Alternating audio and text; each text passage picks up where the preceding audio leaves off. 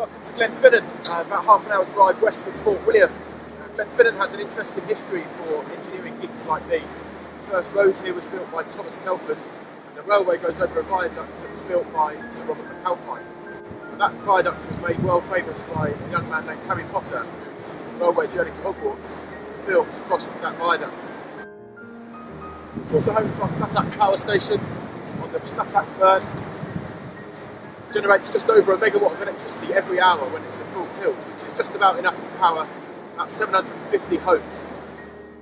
So when rain falls and reaches the ground, it eventually drains into streams and burns such as this. Now there's an area of 18 square kilometres upstream of here that drains all of its rainfall into this burn. Now we use the weir to collect some of that water and take it into a pipeline.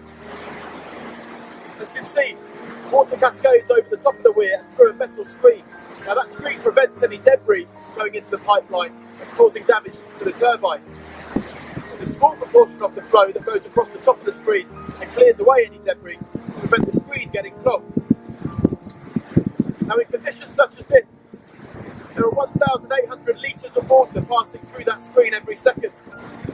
On the far right hand side of the weir is a small notch.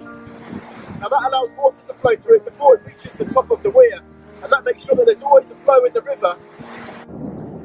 So all the water that we collect at the weir is funneled into a 1.2 metre diameter plastic pipeline that makes its way over the course of 1.6 kilometres down the hill.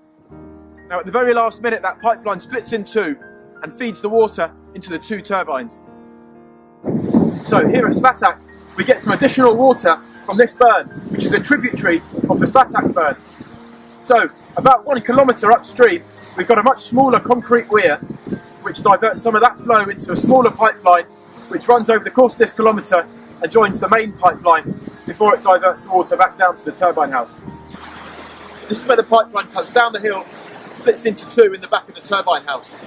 Now the reason we have two turbines is to make the most of the wide-ranging flows that are available to us in this burn. So in the low flows, we use a 300 kilowatt Pelton turbine, which is very efficient across that whole operating range.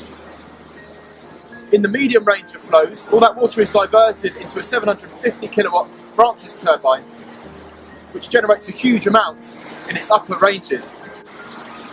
When we have loads of water like we do today, it goes through both turbines, combining just over a megawatt of electricity.